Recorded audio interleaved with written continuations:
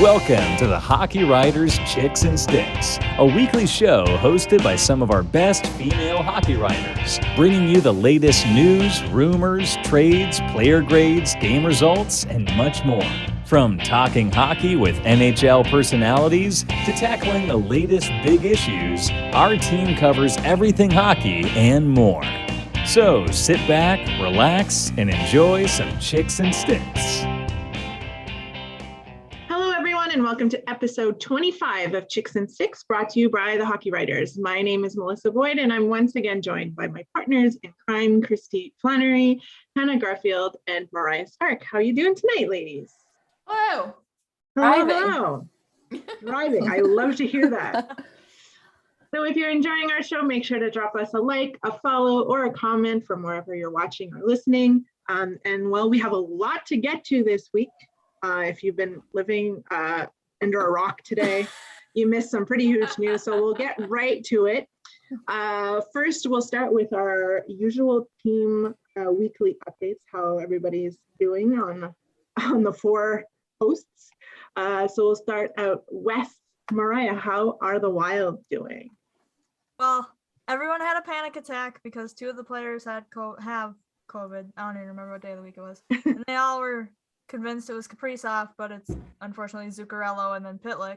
But they brought up player. It's been a whole musical chairs of players and very interesting. But I can breathe a sigh of relief because Kaprizov finally got his first goal, so I'm happy. And they won in overtime against the Senators on Tuesday, and that's so far the only game they played this week until Saturday. So it's kind of a quiet week so far. Yeah, the scheduling is weird this year. It's weird. It's really weird. So weird. Must be the Olympic break that's got it all out of whack. We'll go with that. Yeah, I'm gonna use that as a Hannah, I think it's been quiet in Boston as well. Well, yeah, if you want to talk about weird schedules, I've said it on the show before. I've said it to anybody who asked me about the Bruins, but the schedule for the Bruins sucks this year. They're only playing their 8th game tonight. They have these weird long breaks. So they're playing tonight, Thursday. The last time they played was Saturday night. Like, there's such big chunks of times between games, and their games are happening at those inconvenient times. For me particularly, they're happening a lot of Thursday night games and a lot of Saturday night games, which I'm sorry, the Saturday before Halloween, I'm busy doing things. So I did not see the last game. But, in the Bruins, their game right now, they're playing the Red Wings, and Patrice Bergeron just scored his first goal this season, which you love to see because everybody, as we were talking before the show, everybody loves Patrice Bergeron. And I think he's one of the guys in the league that you just can't hate when he does well. Like he's someone that you like to see doing well. And I think another reason why people liked it was shown this week, in some non-hockey or non-on-ice related news. It came out this week that the Bruins all sat down and watched the heartbreaking Kyle Beach interview together under, Bergeron's leadership. And there's been a lot of people around the hockey world commending his captain abilities, his leadership, his just the way he kind of takes on the role of being a leader in that locker room. And I think there's nobody else I would want to be the captain of the Bruins besides Patrice Bergeron. So very glad he just scored his first goal this season. Yes. Everybody loves Patrice Bergeron, even me, a Habs fan. So yes. Kristy, how are things in New Jersey? Well, we have some sad, unfortunate news to announce. Dougie Hamilton is listed as day-to-day, so he will not play tomorrow when they face the LA Kings. So we have another injury to one of our star players. So curious to see who's going to step up into that role. We're thinking maybe PK Subban. He was spotted at practice in Dougie Hamilton's role as the quarterback of the first unit of the power play. Other than that, the Devils are they're not really in the right direction right now. They had their first shutout. They were shut out for the first time this season to the Anaheim Ducks 4-0. I gotta say, I don't watch Anaheim that much. I do love Adam Henrique, as we all know, but they're youngsters. That's a talent. That's a lot of talent over in Anaheim. So that's going to be a fun team to watch. Isn't Troy Terry like top 10 in scoring right now? from Anaheim? I think he's on a 9-game point streak. I could be wrong. I could have totally just made that up, but I thought that's what I heard during the broadcast. He's on some kind of point streak. Yeah. So that's pretty much more injuries for New Jersey. But we are going to be getting Blackwood back at some point in the near future. So good news there. Good news there. Always good, bad news with good news, it seems. That's how we like to do it.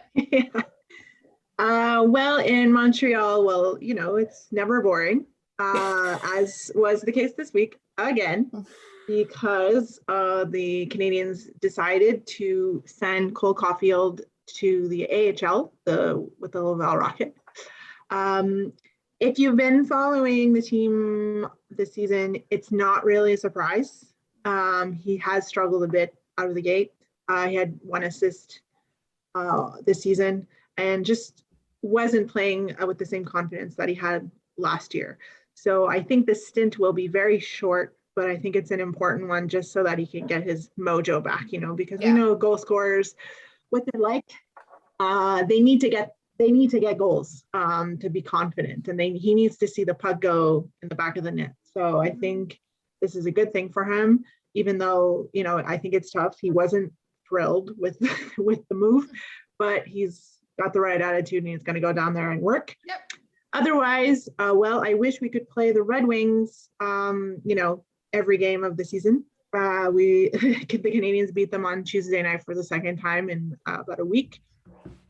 So yeah, thanks to the grind line for 2 of the 3 wins this year.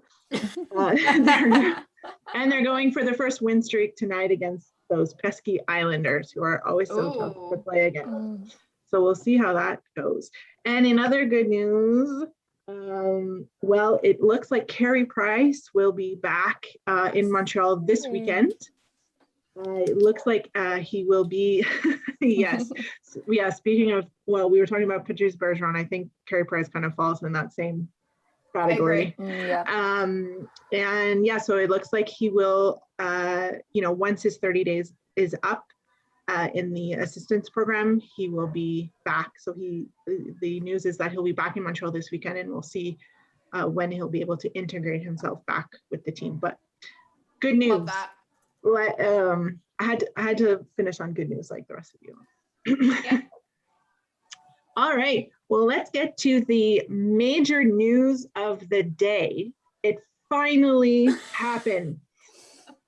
Jack Eichel is no longer a Buffalo Sabre. I don't think I had convinced myself I was never going to say that. He was traded to the Vegas Golden Knights late last night. So it was the news. We woke up to the news this morning. Mm-hmm.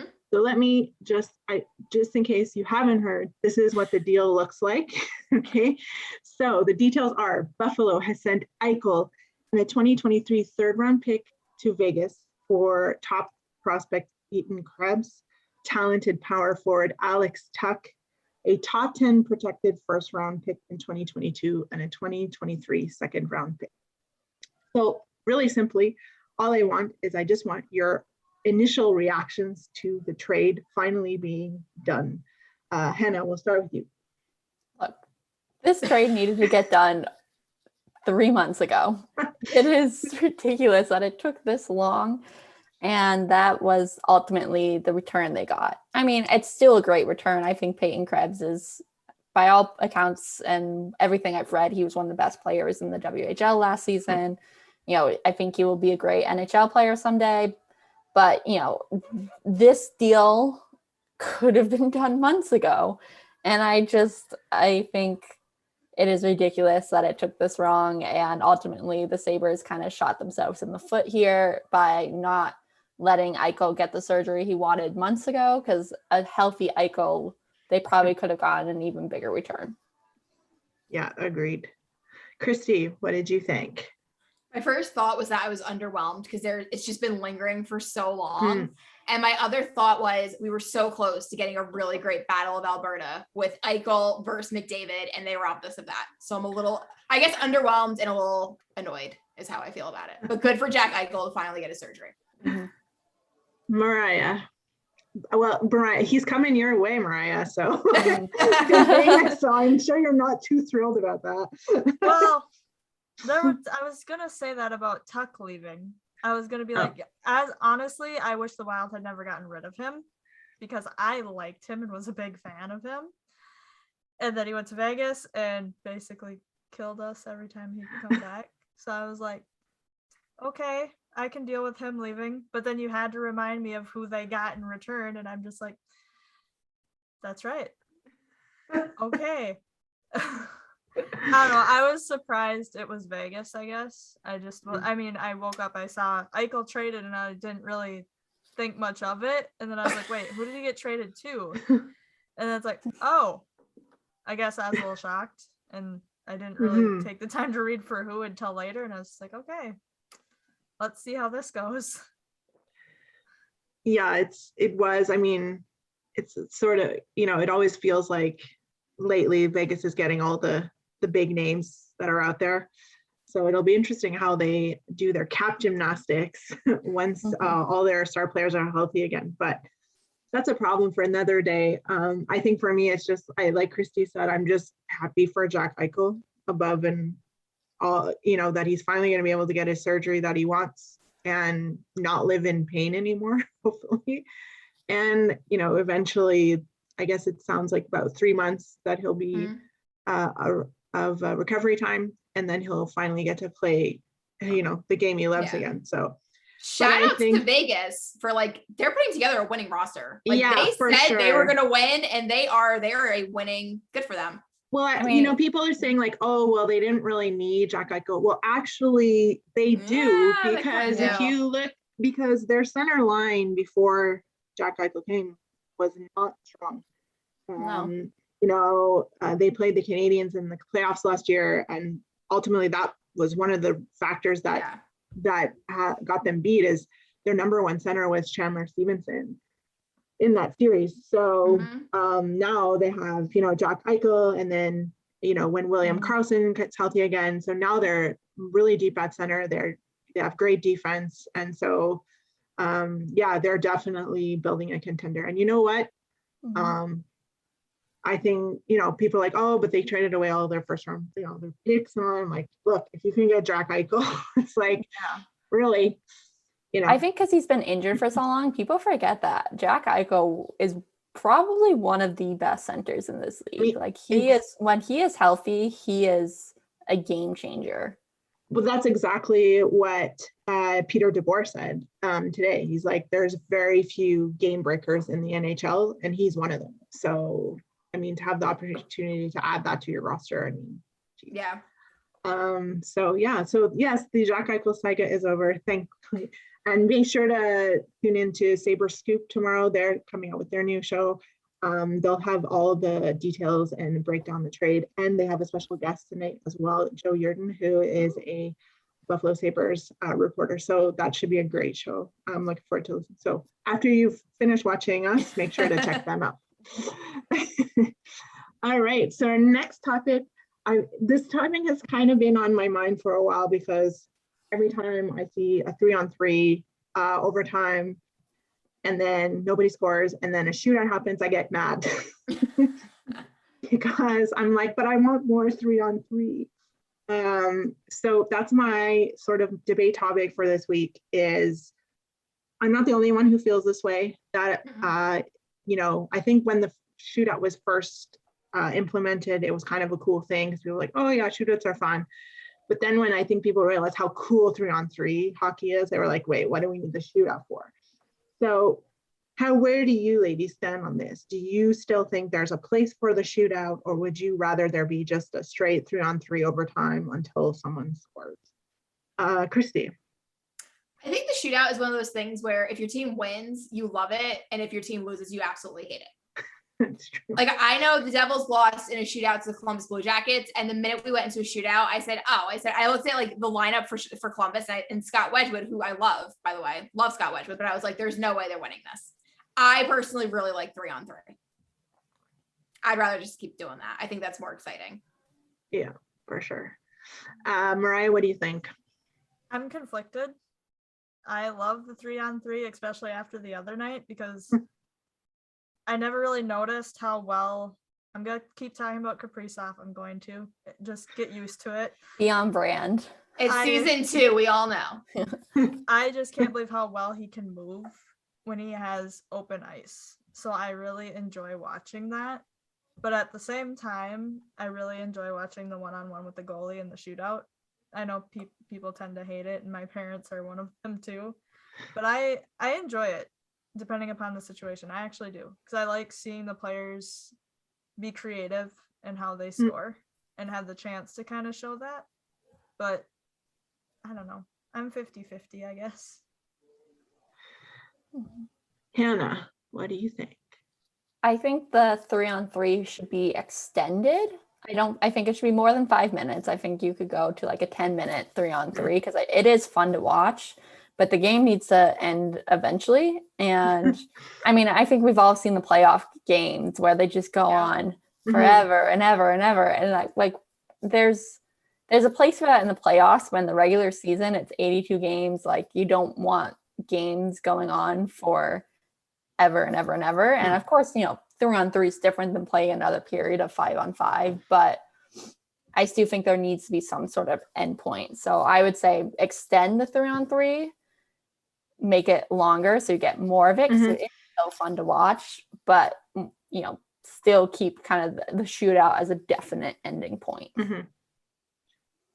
Yeah, that's a good point. Although I feel like, say they extended it to 10 minutes, I feel like 95% of the time a team would score in those 10 minutes. Yeah. I would think. Yeah. Just out of pure exhaustion. Yeah.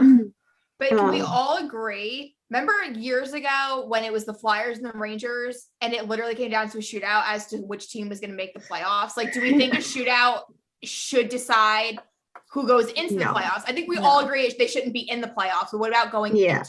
Yeah. So we all agree that should not be a factor. That should not determine who goes into the playoff. Yeah. It's like, and I'm getting like flashbacks to, well, this isn't at the NHL, but international play. Canada won this really long shootout where I think it was, I can't remember, against Sweden or something. Anyways, a long time ago. And it was and even in international rules, you can just put the same player out over and over. It's like TJ Oshie. Exactly. And Go in on. this case, it was Jonathan Taves. They just kept putting Jonathan Taves out, and he kept scoring. Yeah. So I'm like, but what is the point of this? But I agree. I think extending the 3-on-3 is a good idea, and then having some endpoint, because it's you don't want games going on too long in the regular season. Okay, well, as you know, we love simple math on this show, so we always have to have a simple math segment. And I love that teams keep giving us so many content, opportunities, like to discuss simple math. And no team gives more headaches about simple math than the Toronto Maple Leafs. And they just general manager Kyle Dubas just gave himself another one. Although I have this, he signed Morgan Rielly, their number one defenseman, to a 7-year extension this week. Or was it 7 years? I can't. It was anyway. 7. And the AAV on the contract per season is $7.5 million. Now, the fact that he got him signed under $8 million is it's pretty good. And a lot of Maple Leafs fans I know were just, sort of convinced he wasn't coming back because they didn't have the salary. And then lo and behold, this happens. So now that means that they have 5 players signed: Austin Matthews, Mitch Marner, William Nylander, Morgan Rielly. I'm missing somebody. John Tavares. John Tavares. Thank you. Signed to about 58% of their salary cap. So that leaves them with about 40% to fill out the rest of their roster. Do you ladies think that this is an effective way to build a championship team? Because we know that's what the Maple Leafs are trying to do right now. They're not in a rebuild. They are trying to become Stanley Cup champions. Do you think this is the way to do it? Mariah, we'll start with you. I feel like we always start with me on these questions, and it's just like We should always just go right to Hannah. That's just but shit. then that's again, right. it's hard to follow her. So It is true. That's a good point. It is hard to follow we're Hannah. kind of stuck either way. I personally don't know how much I can say on this after the Wild's Parisi and Suter problem, but I don't think this is enough. I want to say it is because it's really big names and they're good players. I don't necessarily think it's going to be a good idea going forward if they can't win soon. Because they're going to need room and there's going to be other players that are going to want more money or, you know, whatever the case may be. And it makes my head hurt trying to think about how they managed to put all these contracts in and still stay under. So that's how I feel. I feel like they are going to have to trade someone at some point if they don't win soon, but I don't know who or when. All right. Simple math queen. I'll go to you then. Oh my gosh. Hannah. I mean, this is, I think, the way the NHL is going. You know, you've got to pay your players. And I can't fault the players for wanting to, you know, be paid what they deserve. I think it's smart for the league?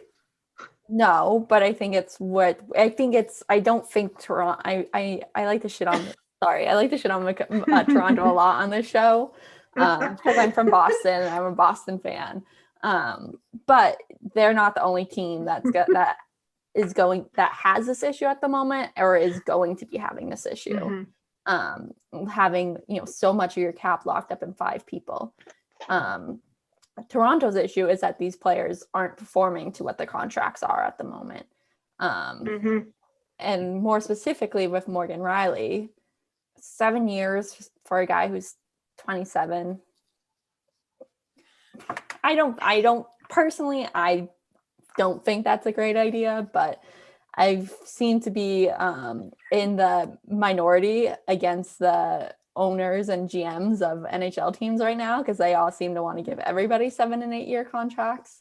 So again, I think this contract fits the trend, and I think the Toronto Maple Leafs are representative of what a lot of NHL teams are going to be looking like.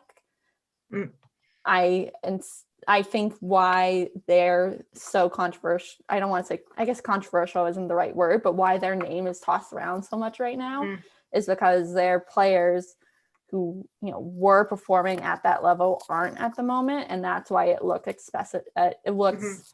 especially bad for them, and why, you know, adding another big contract is at this moment is such a weird thing to do, but it is what it is.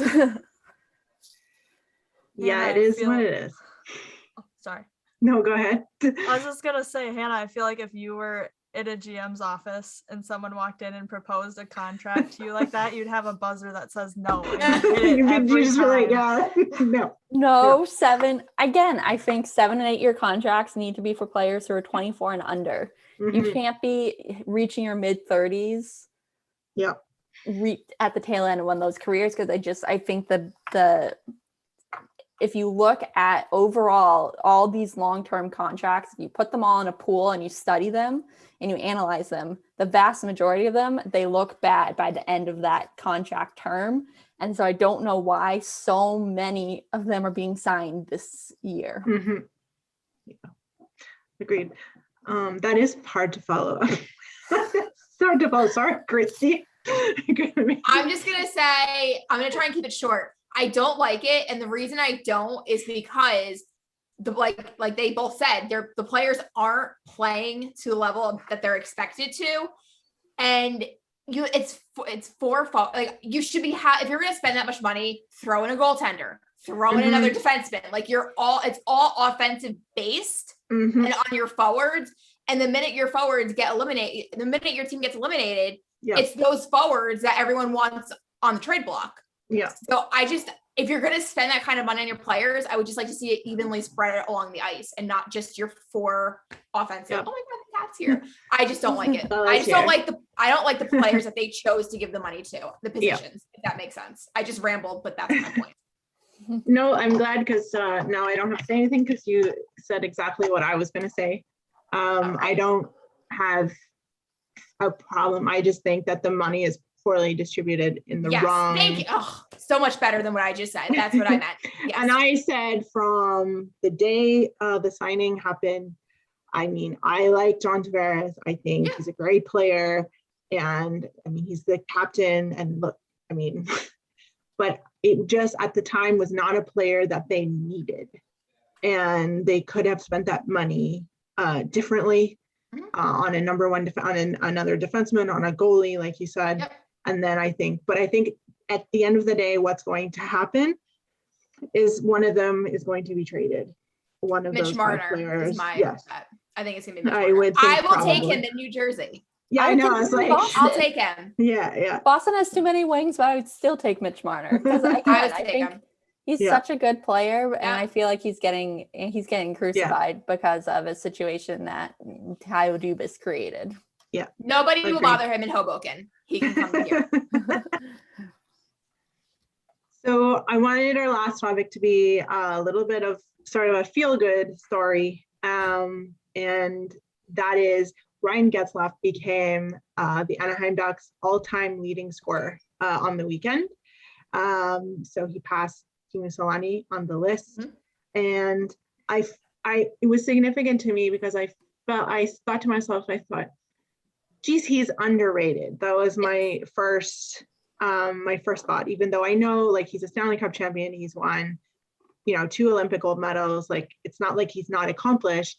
It just feels like individually, he is not maybe as appreciated as he should be. I guess my question is, do you agree? And also, if you have any memories of Ryan Getzlaf? I mean, he's been with the Ducks for 15, 16 years now. He's the captain and the face of their franchise. We'll start with Hannah on this one. I mean, good for him becoming the lead scorer. I really don't have that much to add to this because, 15, 16 years, I was not a hockey fan at that point. So I feel like, since I've started watching hockey, Anaheim's kind of been on the downturn. So I really, obviously hitting this milestone, he's going to hit 1,000 points this season, probably. That's great. Good for him and all of his accomplishments. But I mean, I personally can't share very much because I really haven't seen him play that much. Kristy, do you have any memories? First, I do think he's underrated. I think that he's kind of like a Patrick Elias for Anaheim, where he's like a legend in his hockey city, but I don't think he gets the respect league-wide. And my favorite moment was, I don't know, it might have been 4 or 5 years ago, when Derek Stepan got hit in the back and he had no idea where he was and he was crawling and players were fighting. Ryan Getzlaf was on the bench and he actually went and literally dragged Stepan like away from everything. It was like checking up on him. And I just felt like that was a good human moment in sports, that he wasn't like, that was his opponent, but in that moment, like his priority was to make sure he was okay. And I feel like that's all you need to know about Ryan Getzlaf and who he is as a player in person. Yeah, agreed. Well, I guess, Mariah, you're probably the one who's seen him play the most out west, more than any of us. So what's your appreciation for him? I think he's great. I will say, showing how underrated he is Hannah's reaction to it. Not to pick on you, Hannah, but it was just like, that's it. He is a great player. I like him. I hate when he comes to Minnesota. Like I said about Tuck. I don't really have one specific memory. I just know he hasn't been the kindest to us in scoring and stuff. I don't know the exact stats. I just know. Yeah, he's great. I had something else, but I lost it. And I barely remember when the Ducks won the cup, and I remember how upset I was because they beat us in the conference. I don't remember what. I'm horrible right now because it's been so long, but I know they beat the Wild at one point, and I think, unless I might be screwing that up, but anyway, I remember when they won. The biggest thing is I remember Jaguar being goaltender, but I know Getzlaf was on that team, and that was a heck of a team. And I assume and hope he'll hit 1,000 points because he deserves to. Yeah, for sure. I agree. Well, my memories of him are obviously with Team Canada. He's been part of those two sort of Harlem Globetrotter teams, if you can call them that, and sort of accepted a lesser role, to play sort of bottom six, but he played it, as leader he is. And I also respect him a lot for sticking with the Ducks when he could have gone elsewhere, especially last season. He was an unrestricted free agent last season at the summer, and he could have gone to winning a team to try and win another cup, but he stayed with the Ducks. And when the Canadiens played, he actually broke the record against the Canadiens, but I remember on the broadcast they were saying just how good he is with the young players. So it goes to what Kristy was saying, like they love him like to death. So it's great that he is taken on that role at this stage in his career. So good for him. And I hope he gets to 1,000. And finally, a player that did not go to the Vegas Golden Knights Yes, when they had the opportunity. See, not everybody does. Not everyone's going there. No. So we'll wrap up the show this week. We haven't had much time to do it the last few weeks, but I wanted to make sure to get it in. Kind of your favorite moment of the past week, your feel-good moment of the past week, something positive to end the show on this week. Kristy, we'll start with you. I'm going to be really obvious. I'm really happy that Eichel, I'm just happy that whole saga is over. I'm happy for everyone involved. Like, cheers to everyone who is now can put that behind them. Yeah, agreed. Mariah? I'm going to be obvious for my team.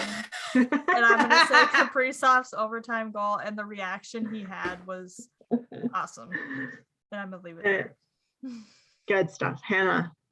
Kristy took mine. I was also going to say the Eichel saga being over. I feel like it's worth more than one person saying. Yeah, I've been dealing with this for months. I'm just so glad it's over and everybody is. And I'm glad that Eichel is going to be in a much better situation because, again, I think, as fans, we want to see the best hockey that can be played. And we want to see the best players on the ice and not stuck in limbo because of bad team management. So I think it's a win for everybody. It's a win for Eichel and it's a win for the fans. Yeah, agreed. Well, I have to do like Mariah here and just say that it was great to have good news about Carey Price. It was actually a bit unexpected, I would say. I knew that the 30 days was coming up, but it's nice to hear that things are looking good in that in that area. So, because the Canadiens can sure use him right about now. They need to have all the help they can get. Yeah, they do. All right. Well, on that note, that wraps up another show for this week. We wanted to, as always, thank you all for watching and listening. And make sure you're following us wherever you can find us. We are everywhere. So you can find us, if you want to look for us, you'll find us. Discord, social media, and make sure. And as I said, our show is also available via podcast, in addition to the YouTube show. Check out all the other shows that we have at the Hockey Writers that are being produced daily. And of course, sign up for our Morning Skate newsletter at morningskate.io. Yes, go Kristy. It makes me laugh every morning. It's the best way to I get my phone and I'm like, it's in my inbox. And I'm like, something makes me laugh in it. So you won't regret signing up. And thanks again. And we'll see you next week.